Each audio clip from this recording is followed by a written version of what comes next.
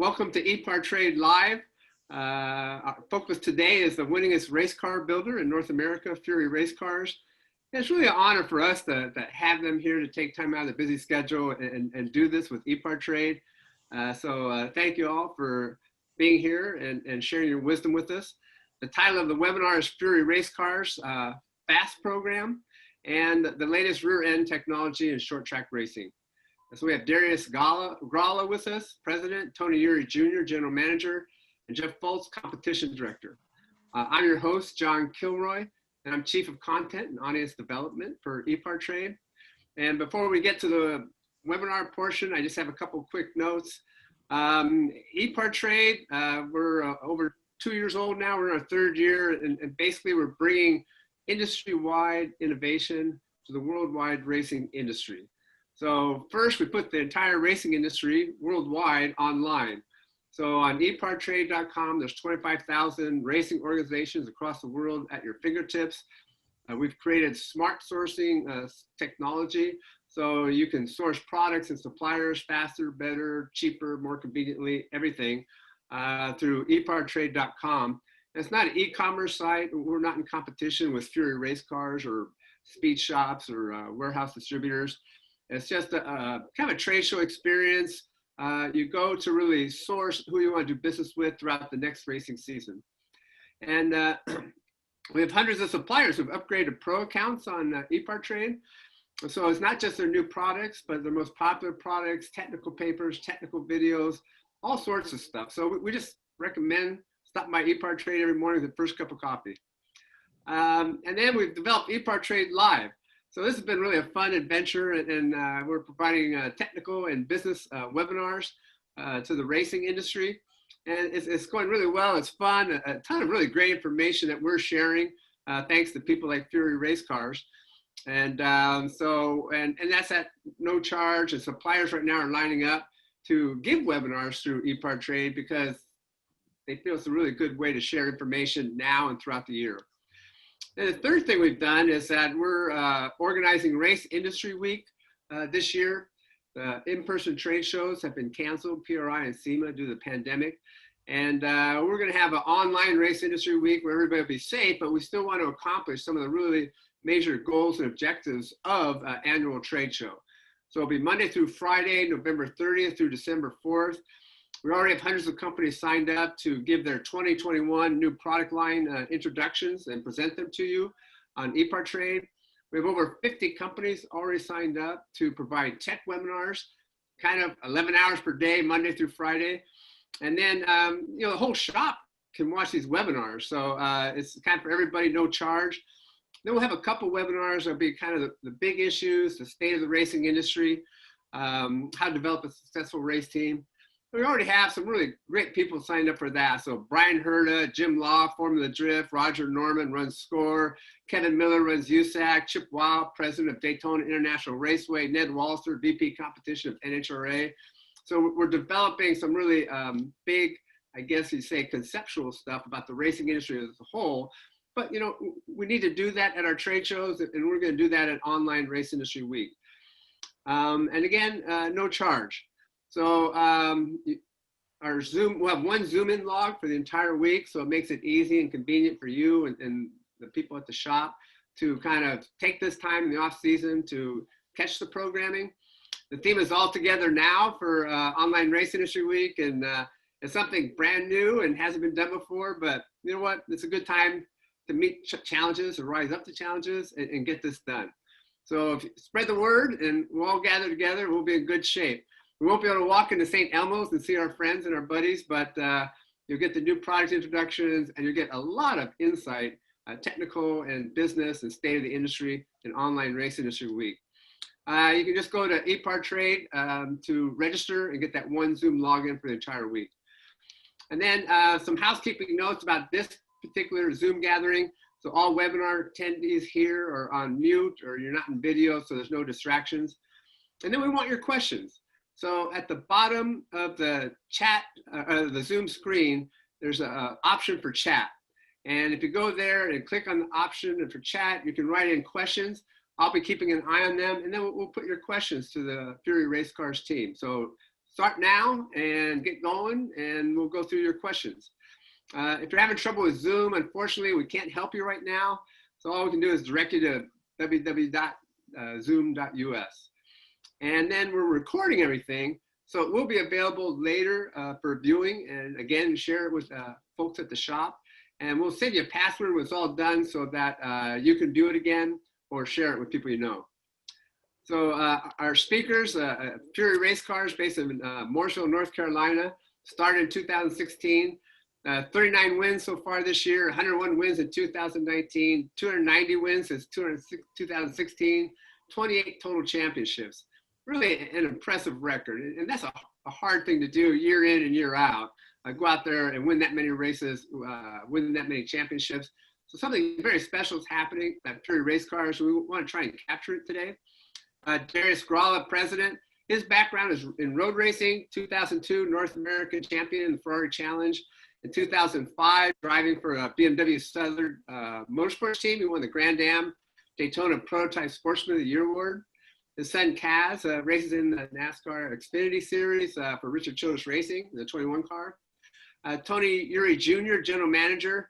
And the Eury family is just one of the great family names in NASCAR, going back to Ralph Eury, who is friends with Ralph Earnhardt. And Ralph Earnhardt built the engines for Ralph Eury, and they'd go racing, and both families became really great friends.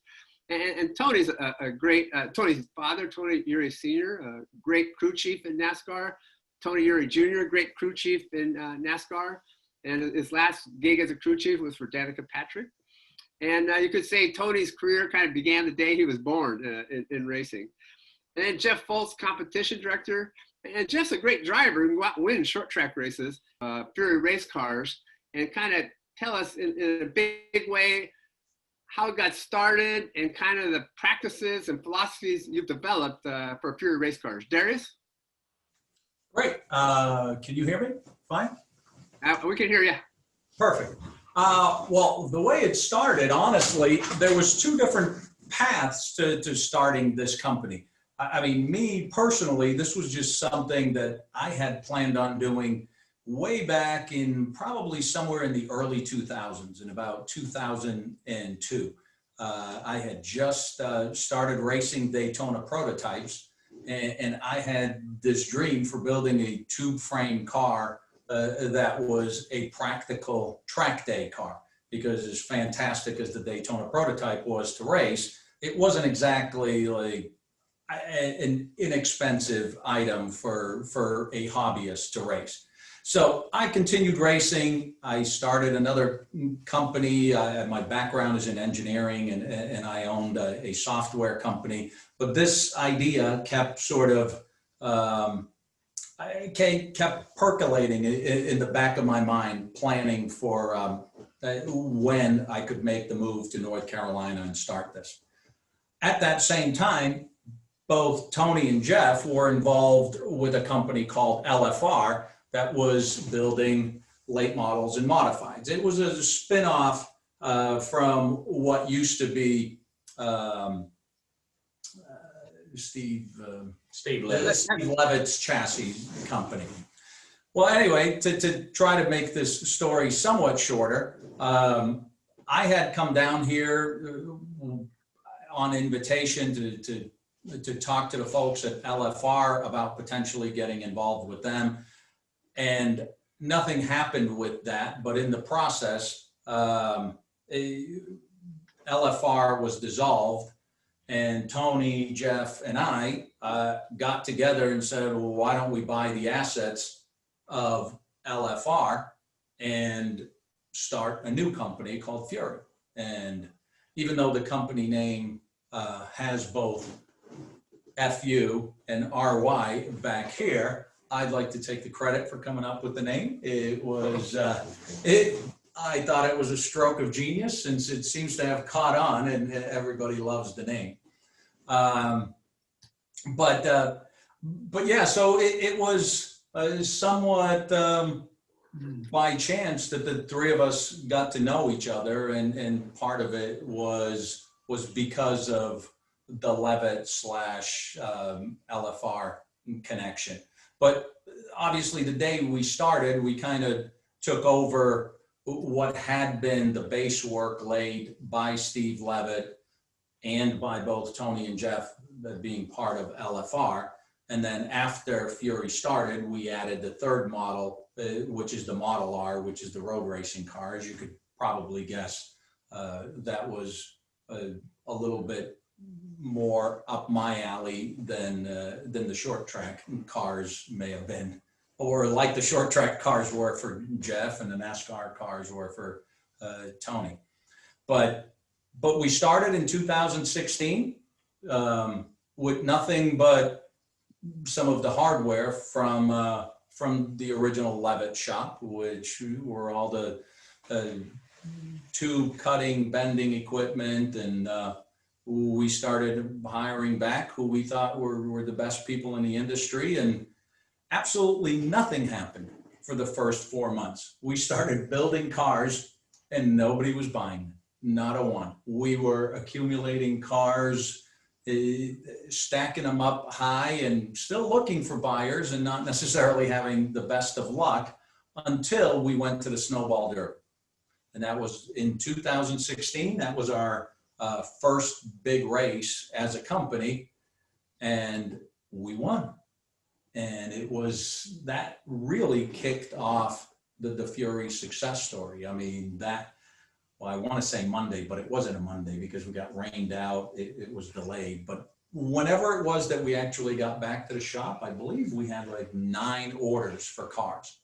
And that really launched Fury. And honestly, since that first week, we have never been caught up, meaning we have had a backlog of cars. Even through the COVID, the peak of the pandemic, we've never stopped building cars, and we've never had a week off where we didn't build a car. Everything that we've been able to build in the last now 3.5 years has been spoken for before it was done. So we've been blessed in that way, that demand for our cars has been high, and great teams have purchased our cars and have continued. I'd like to think we contributed to their success, but we are thankful for them making us look good and keeping the demand for the cars high. That's great. Tony, or not, but as far as our winning record, I mean, I'm looking at our website right now, and we're about a week and a half out of date. Our total wins in 2020 is now up to 43, which would make our total wins since we started up to 294. And our championships, while I appreciate you saying 28, we are now up to 30. Just this past weekend, we won the NASCAR Wheel and Modified Championship with Justin Bonsignor. And Josh Brock. Yep, Josh Brock won the CRA championship in a late model. So we are now officially up to 30. Yeah. So we won 3 championships. Oh, God. Cody Coughlin. My apologies. We're up to 31. Yes, Cody Coughlin won the Jets championship. So even though this obviously has not been the ideal year for anybody, and our wins are not quite what they were last year, which we won 101 races last year alone in a 52-week period, 101, that's almost averaging 2 wins per weekend. So I don't think we'll be matching that record this year simply because there weren't as many races run. But if we can get halfway there, we'll feel like we've had a pretty darn good year. But besides that, we'd love to talk about all 3 models of our cars. And I'd love to talk about our F.A.S.T program, because not everybody knows what that is. And in our opinion, that's one of the keys to our success, or maybe more specifically, one of the keys to our customers' successes. So, but as far as starting with the cars, I mean, the modified was the first one. Maybe you could talk about that for a little bit. Yeah, we started out design to modified. The modified basically was the start of the company. We were very successful with that. Won many championships. Burt Myers drives one. Justin has been very successful. Doug Kobe, Kyle Bonsignor. So we've had a lot of guys in our cars that's won a lot of races in the Northeast and around North Carolina. So that probably set the president of the company to say, hey, here's a good product. We sold, probably got about 35 of those out there. And me and Jeff's always been a super late model racer, and I've always had a passion for doing super late models. So even when I was in the big leagues, I've always had a passion for straight rail cars. So I went to Jeff and said, hey man, you need to come over here and be part of this deal with me, and kind of, because I know he knows what to do, because it's like the cup cars are so different from the super late models. It's like, you know, you got to have some, you know, you're not living it every day. Well, Jeff's lived it for years. I mean, he's come up and done the cup stuff and Xfinity stuff, and he stayed in the short track Ram. So if I can bring my little bit, Jeff brings his a lot of bit. You know, we put together a nice, simple race car for guys to be able to have, that's very basic, to where we can be on the phone. Either one of us, you can call here at the shop to order parts, or if you need something, it's like one of us are going to be on the phone to be able to help you. So we have a book that's got a baseline, tells you exactly how to set the car up from one end to the other, which has been a big, gives everybody a baseline. So when they do get lost, when you're trying stuff, well, you can get back to where you need to get. So that's been a big plus for our car. I think that's brought a lot of customers to us like that, because they want that hands-on, they want that customer feel of, hey, they can get some help after they buy the product. So we've really pushed it. And then like Darius said, we've started with the Model R, designed it, had a great time. Like road racing is a big part of motorsports. You know, it's even going to be a bigger part next year with the NASCAR deal. Bigger every day. So we've done a lot of testing with young drivers. I mean, we've had a ton of young drivers come through here. Jeff has done a ton of development and driver coaching with kids. I mean, we had William Byron, Zane Smith, Christian Eckes, Chandler Smith. Yeah, Chandler Smith. There's a lot of good young drivers. I mean, and the beauty of it is like, and I kind of realized this towards the end of my NASCAR career, it's like nothing is greater than giving back what you've had a life in. And it's like these kids come in at 12, 14 years old. Well, you know, I lived NASCAR when it was in its prime, and if I can help them live the same life that I did in motorsports and get them down there, that's a good feeling. You know, like you're giving back to the sport to give you so much. So that's been a blessing. Yeah, I kind of seen that when I was doing the Danica deal. I was like, man, this is what's going to drive me. You know, it's like you can live off of, hey, I want to win every week, win after week, but it's when you can watch somebody else and you help them get to where they want to go. That's the ultimate feeling, you know. So that's where I'm at. I know Jeff enjoys it. Like we was laughing about it this morning. It's like we live and breathe race cars all the time, and sometimes we just have to chill out to get away from it. But we live and breathe this stuff. Try to keep it, you know, simple and enjoy what we do. And I think all three of us, when we get up in the morning, we can't wait to get here. We enjoy it. Like if we didn't enjoy it, we wouldn't do it. And just want to give back to the customers what they deserve. And I think we've got 3 good cars here that we can do a lot of stuff with. We do the track day deal, and you know, luckily we've gotten, you know, just recently we've done the SRX. So now we're a part of that with Ray Everham and Tony Stewart with that new program. So that's a big deal for us right there. So we're doing all the chassis for that. Yeah, congratulations on that. I thought that was really cool. And explain, in case somebody's a little bit behind, the SRX program. What are you going to be doing there? We're basically, they took our Model R and we kind of converted it over. We're putting a new body style on it. But we'll basically be building all the chassis for all 20 cars. It's like an old IROC series from back in the 90s. A lot of great drivers. So that's just getting rolling, you know, putting the pieces together, but we're using our base chassis. We may have to tweak it here or there, because what's really unique is now you have a car that's going to run short track, dirt track, and road course.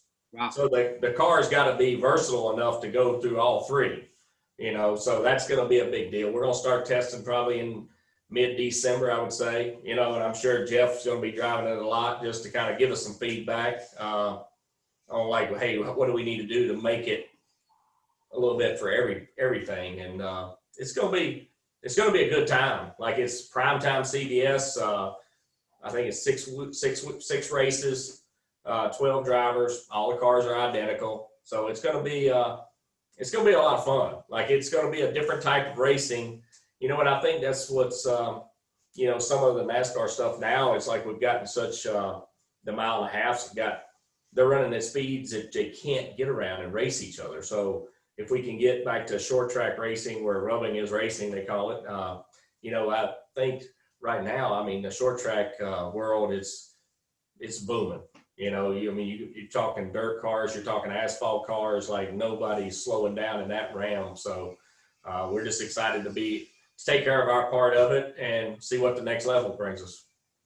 It's so great in this year of the pandemic that things are still moving forward, and the cars are rolling, the guys are buying parts, and then to have the announcement of a new racing series, I think that was really a shot in the arm for the racing industry to see that kind of positivity and planning for the future.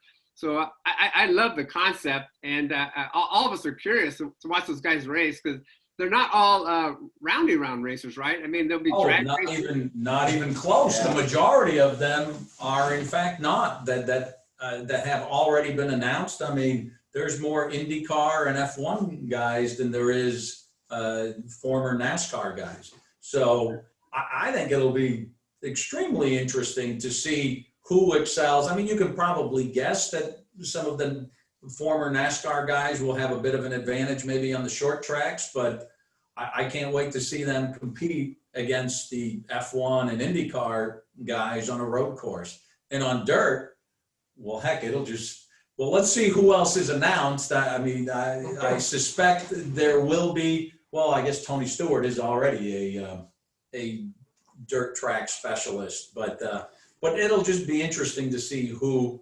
excels where and how quickly they're able to catch on to an environment that's not necessarily what their comfort zone is. I mean, should be very interesting to watch. Never mind just the personalities of all these guys. I mean, they're not just great racers. I mean, they're all huge personalities. I mean, this should be a heck of a lot of fun to watch. It looks like a lot of fun. Looks like there could be a lot of work for you on Monday morning too. We'll see. It could be. But I mean, one of the first things that Ray said to us when he came to talk to us about the car, he's like, whatever we do, we got to make it as strong as possible. We need these guys to be able to lean into each other and still continue going. So, I mean, they're not shying away from potential contact for sure. I mean, while everyone is calling it like the modern day IROC series, I suspect this is going to be a significantly more physical version of the IROC series than what it used to be. Yeah, I think the short track aspect of it will just make it a lot more fun. And Jeff, as competition director, kind of what are your duties there at Fury? Well, basically, me and Tony kind of divide up most of everything. We'll sell parts, build cars. It really doesn't matter. But most of the time, it tracks stuff, helping customers, giving kind of setup stuff, any kind of things that we can help the guys when they call us. We've had 5 or 6 calls this morning, just different setup ideas. If they struggled the week before or something happened, or if they won the week before, we just go through and try to help them diagnose problems they're having, or just make more speed with them, or just questions they have. So we do that most of the day, and then sell parts, and like I said, just deal with our customers and set up cars and go to the racetrack. But ultimately, I guess Jeff's responsibility is to win. Yeah. Which he's kind of been hitting it out of the park for the last 4 years. He's succeeded now 294 times. Well, most of it's our teams that we have. I've done this for a long time with super late model racing, and we have built a car that everybody can race. And the normal guy that's got a super late model can work out of his garage, and he can still go to work and come home and change a gear and go race. And we made the cars where you can go from track to track to track and race it. And you don't have to reset it all up and majorly do a bunch of stuff and buy a bunch of springs and shocks. We've done that homework for him, and we've made the car kind of a car that can run all the way around. And there's, everybody out there builds a really nice race car that we race against, but the difference is a simplified way ours is, and the way we handle our customers to try to keep them in kind of a box and then let them get out of the box, and some of them still win outside the box, not a problem. But there's a lot more of the regular guys that need help, where they can just call us and say, where do you put something, or where's a bump stop, or things like that. Or if they're going from one track to the other, just a gear ratio or air pressures and things like that. And that's what our cars have been, probably 80% to 90% I get to drive when they first are new, and they're all really good right out of the box. And that's hard to do that, but we've been able to do that with all our cars and be successful right out of the box with them when they were brand new. And it's just trying to keep everything simple for the customer, being there for them, not making it too technical. And we always seem to try to stay on top of everything, because we're down here in the South and that's all we do for a living. And where other people have to still work regular jobs and then try to go race. I think that's brilliant. I think kind of as a business, as an industry, one thing that's really valuable for racing is that people have choices on how to spend their money. So the guy can go buy a race car, or maybe his wife wants him to take him to Europe, or maybe the guy maybe wants a bass boat or a race car, and they have choices. And one of the things that may happen too often is that somebody new to racing can't get out of the back of the pack, can't get out of the rear part of the pack, and they give up. And we don't want people to depart that way, because we want them to stay in racing and keep buying parts and everything. And it's just brilliant that you're there to not just sell him the car and say goodbye, but to get him so that he's not in the back of the pack and get him to feel that he's competitive. So hats off to you guys for figuring that out. Yeah, and it's really helped. I mean, there's a lot of customers, it's pretty personal to all of us, that they run good. And if you take a guy that runs, not that they're bad, any of them are bad, because if you race cars, you still got to have, you got to be pretty good to even race a car.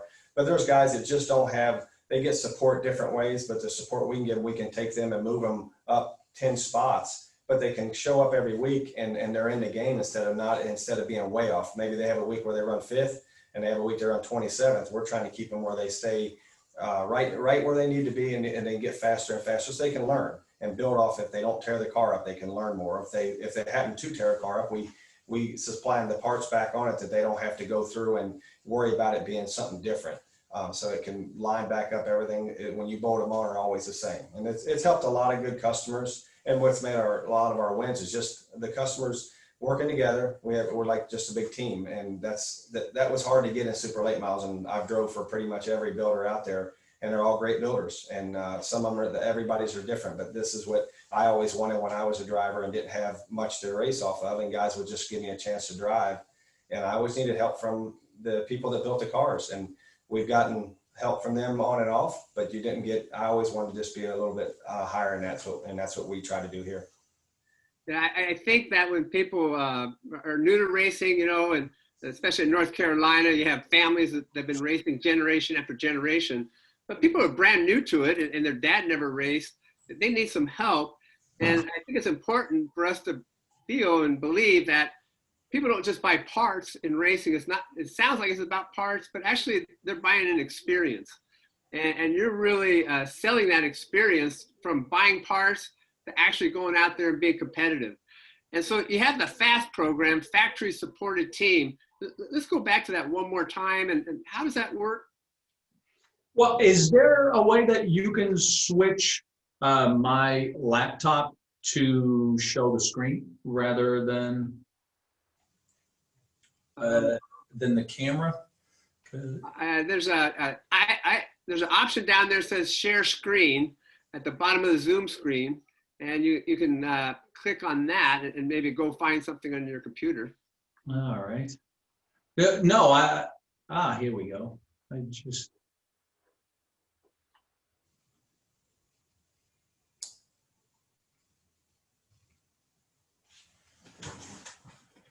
Just don't press the wrong button. Well, no, we have two different laptops, so I can get the camera. I might have to leave and rejoin again. My apologies. Click on share screen, Darius, and that's all you have to do on the green button. Share. Yes, sir.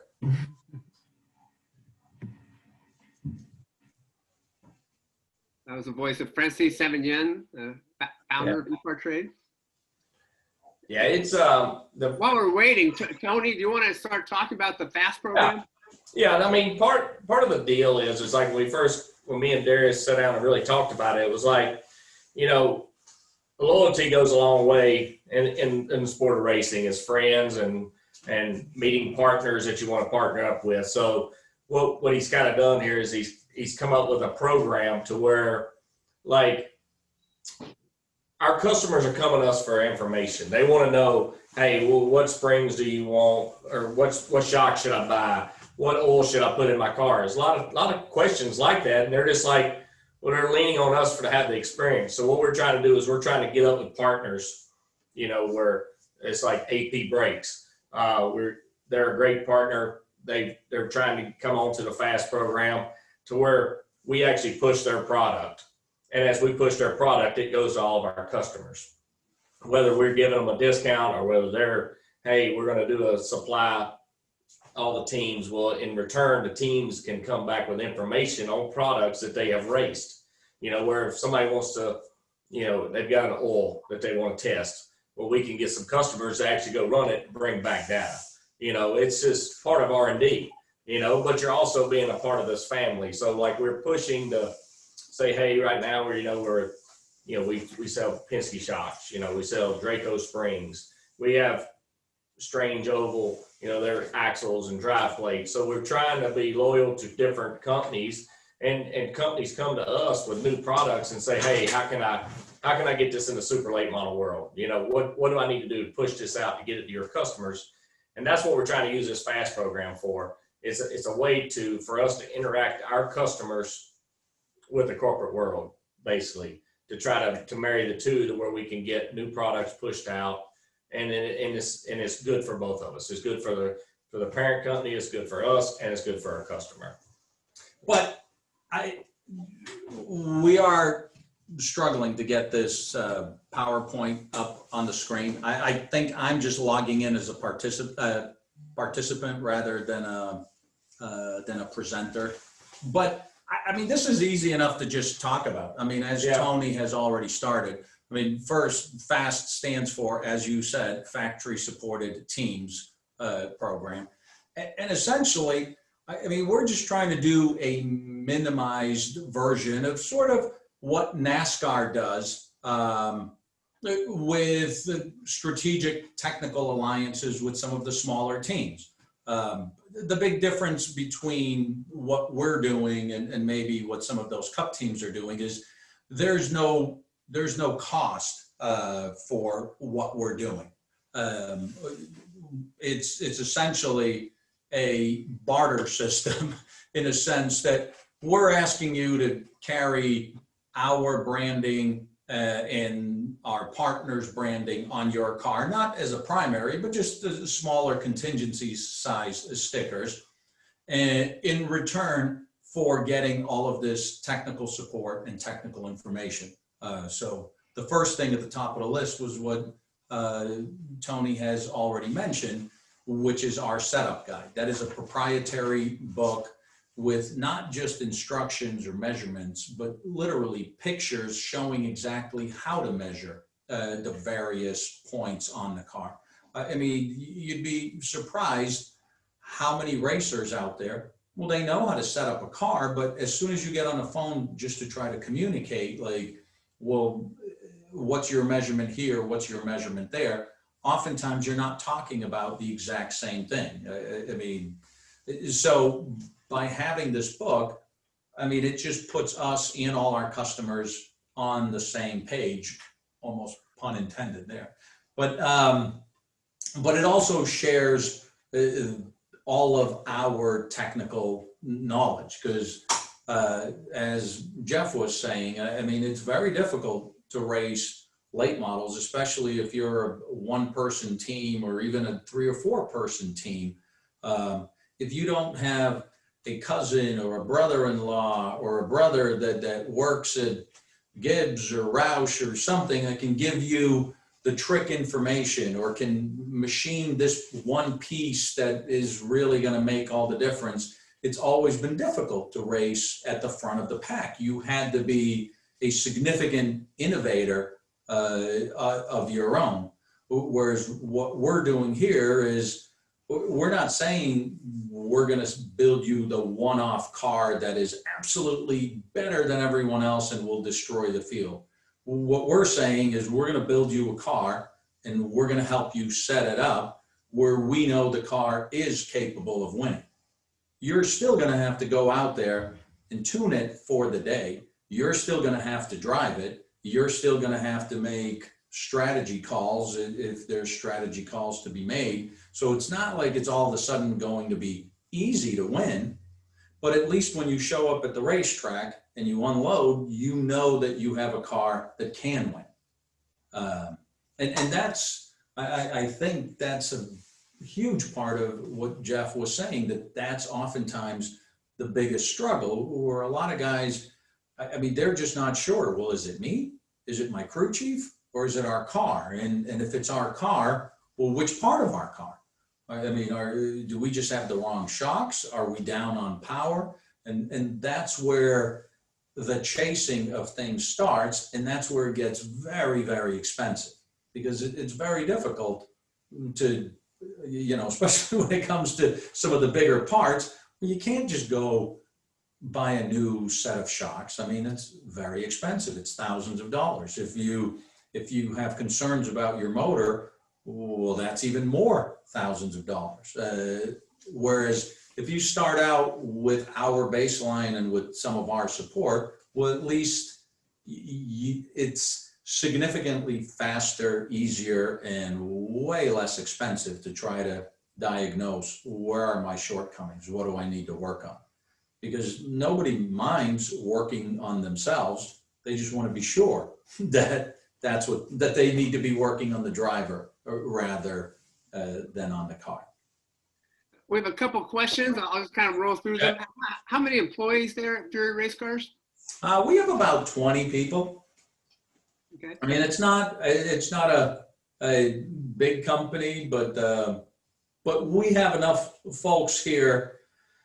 Well, and I guess besides Tony and Jeff, I mean, the truth is most of the people here all have a national cup or NASCAR national level experience, whether it be crew chiefing or our chassis builders or, I mean, even our fabricators in our final assembly. I mean, the guy that is bolting our suspension together 2 years ago was bolting a cup car together. So, I mean, there's an awful lot of talent in this building that helps build the program into what it is. Mooresville is just a magical place when it comes to talent. I mean, the talent pool in Mooresville is maybe the best in the world when it comes to racing and being able to draw upon that. Another question is R&D. One of the things that always amazed me about companies like Fury Race Cars is it's one thing to win a race and win a championship one year, but to do it year after year and keep up as things change in racing is always been a puzzle to me. I don't know how you do it, but how do you describe your R&D program? Well, we can certainly talk a lot about that, because this also differentiates us, I think, from some of our competitors. I mean, for starters, we don't run a racing program ourselves. We don't do the whole rent a ride and try to compete against our customers. But having said that, we're also not the guys that just weld some parts together and leave you to go figure it out. So we do go to the racetrack fairly often, and we do a fair bit of testing. We do race a few times here and there. In fact, I mean, Jeff was just at the Winchester 400 last weekend. So we're still participating in the racing, but we go out of our way to try to not take away championships from our customers. Albeit when we are there to race, we do try to take a win away from them if possible. But we're not out there competing for championships, and we're also not competing against some of our teams that provide race services. We're not selling against them. We're not trying to run an in-house program for much more than learning and testing. So, I mean, what helps us stay ahead of the curve? Well, honestly, like one of the most talented drivers in the business and one of the most talented crew chiefs in the business. I mean, these guys go to the race, and they might not brag themselves, but I'll brag for them. I mean, I'm not saying there aren't some superstar young hot shoes that might be willing to take some bigger races than Jeff might at this point, but I would challenge you to find a guy who understands what's going on in the chassis. I mean, we go testing with Jeff, and you know, he'll be the guy that says, well, I think you know the spring tension on the throttle return is just like a hair too much or not enough. I mean, the level of detail that he understands the car at is, I mean, very few people have because of experience, but I mean, but because of winning. And I mean, you couple that with Tony's experience, every time these guys go to the track together, the cars come back just a little bit better than when they left. And all of that eventually works its way into what we're selling to the customers. Because we're not competing against them for business or for championships, we have no reason to hold out on them. So everything that we know, our customers know fairly quickly thereafter. I mean, sometimes we even think we let some of the information out too soon, and they want it even sooner still. We try to at least get it packaged up to the point where it's ready for the general public out there, but sometimes we're pressured to put it out even sooner than we'd like. But that's what keeps us in the front. I mean, honestly, it is, yes, it's everybody in the shop, but everybody in the shop led by these two guys right here. That's great. And then we've had a couple questions that people are just curious about the cost of the cars. Do you want to kind of roll through that? Well, the late model is the one that is the most common car we sell. I mean, we've built over 250 of the late models at this point. From a cost perspective, the base package starts at $15,999. And what the base package means is it includes everything that makes a Fury car a Fury car. So that has the chassis, that has all the suspension components, interior, I mean, all of the proprietary pieces that we make in-house.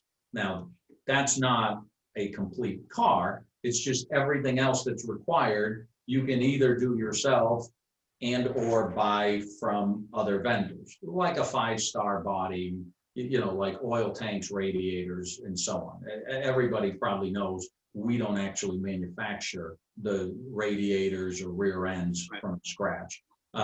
We deal with vendors like Magnus, who is on this call with us. But the base package of what makes a Fury is $15,999. Now, the next step up you can have for around $30,000, $29,000 we'll call it, is fully assembled, powder coated, and rolling, but still without a body. And then the next step up from that is in the $39,000 range. I mean, we call it $38,500 for the base package with a traditional body. When you have the next gen body, it takes it up a little over $39,000. But so those are the three major steps. Like just to get a Fury is about $15,999. To get a powder coated, fully assembled roller is about $29,000, and with a body and completely assembled is about $39,000. Now, we can do, the sky's the limit as to if you want us to build you a turnkey race car. On 3 different occasions, we have built a car that we have delivered on a Saturday morning that the customer won the race with Saturday night. So we can sell you everything with the drivetrain, with all the fluids, all set up, truly ready to race. But those are typically done to the customer's specifications, because it's up to them what series they're going to be racing in, exactly what the final trim pieces are, from motor to transmission to fuel cell and so on. Okay, very good. And then we also had, as part of the title, rear end technology for short track racing. And I don't want to run through our hour and miss that. Do you want to talk about that for a little bit? Well, for that, I mean, we've invited Magnus. They are one of the providers of the rear ends for us in the cars that we sell, and Mike is here with us. We don't know who would be switching to Mike for this segment, but if you guys could do that, that would be great. How you doing, bud? Are you there? Can you hear me? Oh yeah, we got you. Here we go. Okay. Yeah, so at Magnus, we build a lot of the rears for Fury race cars. Nowadays, in the late model technology, the rear ends are very important. There's a lot going on there, and they need to be very precise. A lot of the times, if the car isn't handling properly, it can be because of a bent rear end housing. Sometimes you can go and change multiple things on a car and it doesn't react, and we find out that a rear end housing is an issue where it's bent. And everything is measured nowadays with dial indicators. When we're setting a toe on a rear end housing, we're measuring things within thousandths. We have a tolerance of +2 thousandths to -5 thousandths on rear end toe, which is a very close tolerance when you think of a single strand of hair is 3 thousandths. So for somebody that doesn't really understand all that, that's what we're working with rear end housings and trying to get them as precise as possible. We also do a lot of axles. We also work with Strange and Fury with the axles. Axle tuning is a huge deal nowadays. We have guys that will go to the racetrack and tune their cars just with axles. So different diameters can help turn the car. It can help give the car drive. There's multiple things that go on in the rear end housing nowadays. The other thing I guess we should probably touch base on is in the super late model world, is they went from having differentials to having spools for a roll. And we now, a lot of those rear ends now just on a spool type setup where stagger is a major factor versus when you had a differential, it wasn't as big of a factor. So there's a lot of things that are going on, a lot of changes going on in their rear end housings, rear end geometry, way tubes are put in rear end housings, the way the brackets are put on the rear end housings. There's a lot that goes into them that plays into a factor on how the car handles and works. That's a big component to get that car around the track fast. Mm-hmm. Yeah, like Mike said, like we've got Strange come in with the different size axles, and they call it axle stagger. I mean, it's been a tremendous deal for guys all through modifieds, through late models, everything. And it's been like, you can, when you take 30 thousandths off of an axle, it changes the whole strength of the axle. And then it also has to deal with the length of it, you know, the length of the tubes when the axles change from that direction. So we, in the last year and a half, you know, hats off to everybody. I think that technology come out of drag racing. So that's one thing that's kind of neat is like motorsports as a whole, everything kind of makes itself a circle around. You know, it may be, you get a little bit out of road racing, may come over to the oval track or vice versa. So it's really neat when things like that cross over and you can actually use them in different motorsports. It means a lot, and it's, you know, to have guys like Mike at Magnus there. He does a tremendous job just helping us make sure that we keep things in tune. You know, if guys bump wheels or have a repair, we can get it over to him fast and get it turned around. And then we have a question, and the question says, so are we talking center pull or conventional? Conventional. Yeah, ours is a conventional setup. We have a regular third link in ours. We have tried to center pull a little bit here and there, touch base with it. We always try to understand what your competitors and what others is out there. You know, the center pull was originally, it was called the live suspension. So, but when you go to that suspension, it's a totally different way of the car reacting. Like, it takes different shock absorbers, takes different springs. Their springs are mounted on the front side of the housing versus the back. So when you start getting into that, people can tend to make mistakes, and they can get off. Like, if you hit it, like it's a very good package, but if you miss it, like, it's terrible. So like for us, it's like what we feel like our customers need, and we can compete week in and week out with them, is keep it conventional, and then it makes it easier for the customer to make less mistakes. Having said that, we do have a center pull option for our car if somebody wants it, and some customers use it more often than others. But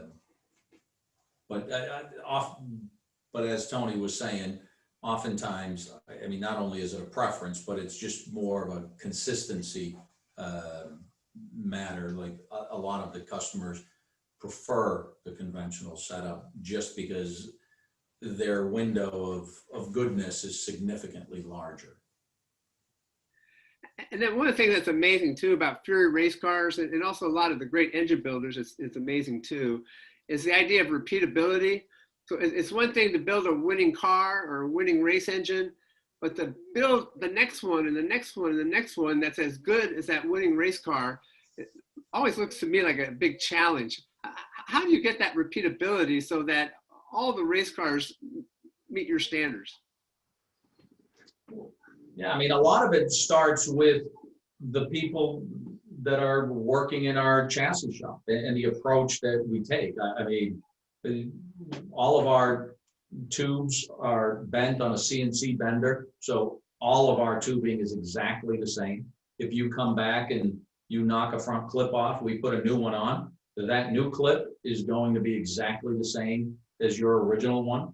So, I mean, I think a lot of short track racers were used to, every time they knocked off a clip off their car, well, they essentially needed to start a whole new notebook for setup notes and history. Whereas in our case, I mean, the new clip that we put on is literally going to be exactly the same as the last one. And that has to do with the people, with the craftsmen, but also with the tools that we use. I mean, the CNC bender is a big part of it. The fixtures that we use is another big part of it. I mean, how these cars are jigged up is a big part of our proprietary sort of voodoo, I guess, that we do here. I mean, there's so much in manufacturing these days with laser, water jet, you know, like our interiors are all water jetted out. So like, it's like when a customer calls, he can use the same rivet holes. Like, you know, you try to make it to where it's as easy as possible for that guy. Because the guys that we're dealing with are Monday through Friday, they have a job. This is a hobby. So you've got to, they've got to have work time, family time, racing time. And you got to make it and marry it all together to where, you know, the guy can still have a family at home, but still enjoy it. Anytime someone doesn't enjoy what they're doing, they're going to do something different. And it's our job to make it as easy as possible so that we all go to the track and have a good time. That's what motorsports is all about. You know, I always wish that sanctioning organizations would come and talk to race car builders like yourselves to figure out kind of what are the best rules for everybody. Do sanctioning bodies ever contact you and work with you on rules? Yeah, they talk to Jeff a lot. Like Jeff would go to PRI, or, you know, they would have a meeting up there every year, I think, some of this other, so. Yeah, we get a lot of them, like some of the main inspectors of stuff come in and they take a look at our stuff and just for ideas, because we are a manufacturer and we have a lot of cars out there, and with them winning, they at least know they can come look at our stuff, and we always are an open book because our biggest thing is safety for the people driving our cars. That we don't have any problems with that, and we want to make things safer if they have ideas, and they can just look at body rules and things like that, and we can put our input in, because a lot of the inspectors get input just from other competitors all around the garage here, so they don't really know sometimes what they're looking at, so that we have an open book with them to come look to make the racing part of it, because that's the biggest thing, is to keep everybody kind of on an equal field of things, and when they get cars, they go, so we don't want people having problems with tech and things like that. So if they hear something, they might call us and say, hey, we're gonna come up and look at something. NASCAR can come and look at things, and we have that all the time, just and then we talk to them and show it to them and go through it with them and get ideas. I'm glad to hear that. We're getting to the hour mark, and we try to keep it to an hour so that people can kind of get back to work.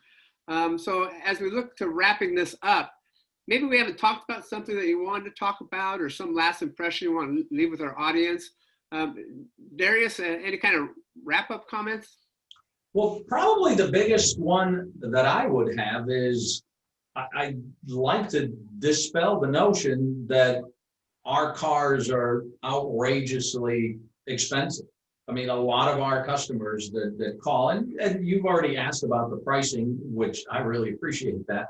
But a lot of people are shocked when they call us to find out that, I mean, they can get into a Fury car for under $16,000. I mean, there's been some rumors out there that had people thinking, well, just a basic roller was $100,000, which obviously that is not the case. So anyone who's even thinking about a Fury car, will call us, talk to us. I mean, we'll be happy to tell you exactly whatever you're looking for. We can probably do it, and we'd be happy to give you an idea of what the price is. But it's probably we never claim to be the least expensive car in the market, but it's probably not quite as expensive as maybe some of the myths out there have been. So I'd say that's a big part of it. And the only other thing I'd like to wrap up is if anybody is thinking about having a car in time for next season, the sooner you call us, probably the better. And this isn't just a sales pitch. I mean, everybody knows there's always been a little bit of a backlog here. But as you can probably guess, with the SRX series starting testing soon, I mean, our backlog of work is probably about to get as big or bigger than it may even normally be. So anyone who knows they want to have a car for next year, we'd certainly encourage you to call us sooner rather than later. Okay, very good. Well, I certainly have enjoyed this. I believe our audience has enjoyed this, and we're for the racing trade, so we have a pretty sophisticated audience out there, and with the internet, that can be from around the world. Thank you very much. It's really neat to see. It's not just selling the car, but selling the ability to go out there and have fun in racing and become more competitive with every race. I just think that's brilliant. And that's, as an industry, that's what we have to do. We have to make a place for the new guy to go racing, have fun at it, and get to the top. Good luck with the SRX program. It'll be fun to follow, and we may have a follow-up webinar with you to kind of find out how that's going and how much fun you're having with it. I hope it's fun. And then we'll be signing off here for EPARTRADE. So again, Online Race Industry Week will be November 30th to December 4th. Just one Zoom login, and you can access basically like 11 hours of programming just like this, Monday through Friday of that week. So you can go to epartrade.com, and at the top there's a sign up today for Online Race Industry Week, and there's no charge for it. just the gathering worldwide of the racing industry that we need to have at least annually. We'll do that for the racing industry in this year of the pandemic. So thank you very much, guys. This has been great, and we'll talk to you later. Thank you. Thank you, Thank you sir. very much.